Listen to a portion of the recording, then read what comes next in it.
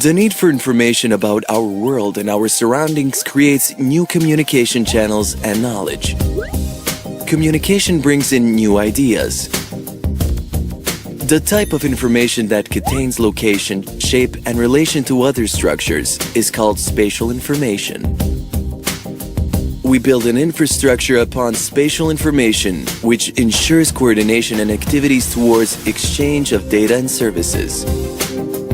INSPIRE stands for Infrastructure for Spatial Information in European Community. What is spatial data? The majority of data are actually spatial in their nature. It is the case with any data which have a spatial aspect or spatial representation. Such data often include environmental, health, or security data. Why are spatial data so special? Because they can be conveyed as easily understandable information. For survival reasons, humans learned to think spatially. They had to know what is a good area for shelter, where the water spring is located, and where the hunting prey is located. Cave drawings were the first maps. Spatial is friendly to people because seeing the location of some object, event, or phenomenon, and especially seeing in the context of other things nearby, creates a sense of understanding. What does it mean exactly? We are all day-to-day connected to locations, events in space, real-world phenomena, and human activities with a where defined. We use addresses to pinpoint locations within build-up areas. For example, we need to deliver mail, newspapers, milk, services, and merchandise to a number of customers based on their addresses, and we do it even in different countries. To understand spatial data and to be able to implement it, we need a common spatial language. Since we live in a digital age, we create abstract models of everything using digital data. We use commonly or formally agreed division of space to specify geographic location, continent, country, federal unit, regional unit like county, municipality, city district, statistical unit, parcel. To define a location on the planet Earth, we define the origin of the coordinate system and use coordinates in relation with Earth's body, latitude, longitude.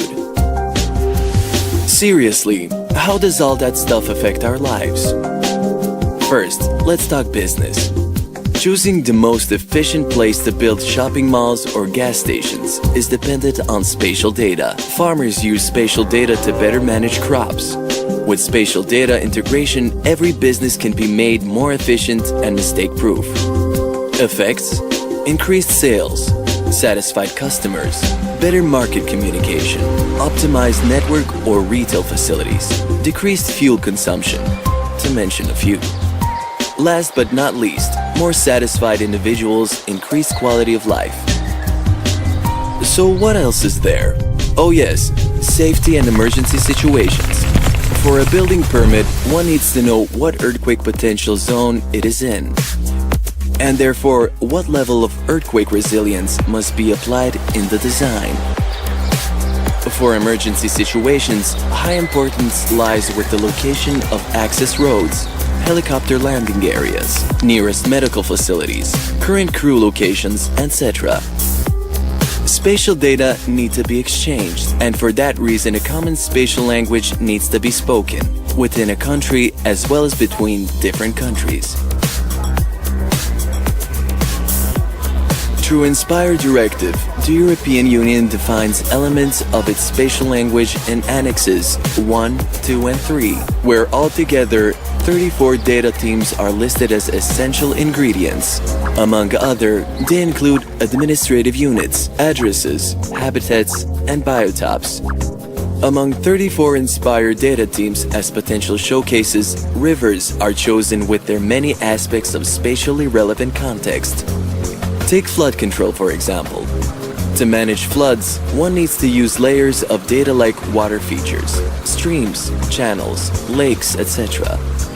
To manage emergency situations, we need information on emergency calls, locations of crews, shelters, and escape spots. Another example is river water quality.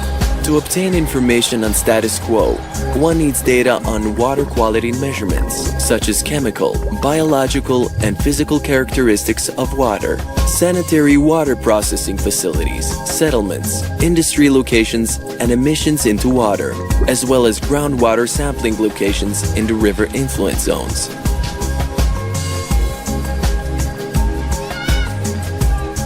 Rivers, mountains, air pollution, and mail deliveries don't stop at borders. Therefore, the cross-border cooperation is of top importance. Inspired Directive has the role and importance as dictionary and grammar for the development of the common spatial language in the region. Countries of the region need to develop national spatial data infrastructures following Inspire principles and establish mutual cooperation.